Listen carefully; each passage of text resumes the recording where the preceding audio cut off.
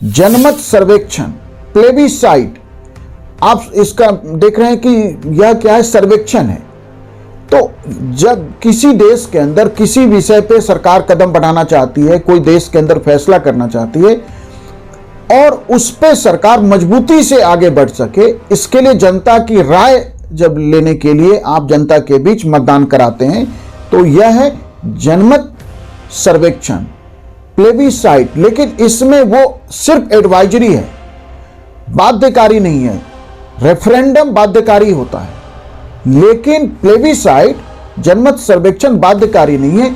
यह सिर्फ जनता की राय है या सरकार अपनी किसी नीति की वैधता के लिए, उसको लेजिमेट करने के लिए या उसको देश के अंदर एक्सेप्टेंस दिलाने के लिए ऐसा कर सकती है। जैसे फॉर एग्जांपल भारत में कश्मीर को लेके हम देख रहे हैं कि पिछले 70 वर्षों से अधिक से भारत और पाकिस्तान आपस में कई बार युद्ध की स्थिति में आए हैं और युद्ध हुआ है भारत और पाकिस्तान के बीच।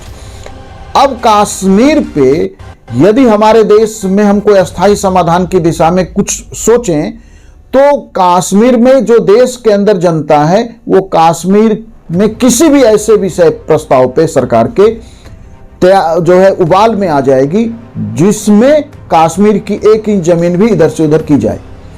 लेकिन सरकार यदि कोई जो है अस्थायी समाधान की दिशा में आगे बढ़ना चाहे और कोई ऐसा आइडिया जनता के बीच लेके जाए, तो उसमें उस आइडिया पे या उस विचार पे काम करने के लिए जनमत सर्वेक्षण कराया जा सकता है। लेकिन फिर क्या भारतीय संविधान में इसका कोई प्रावधान है? हमारे संविधान में जनमत सर्वेक्षण का कोई प्रावधान नहीं है।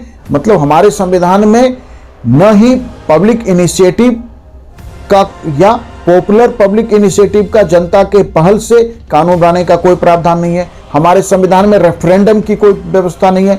हमारे संविधान में प्लेबिसाइट की कोई व्यवस्था नहीं है।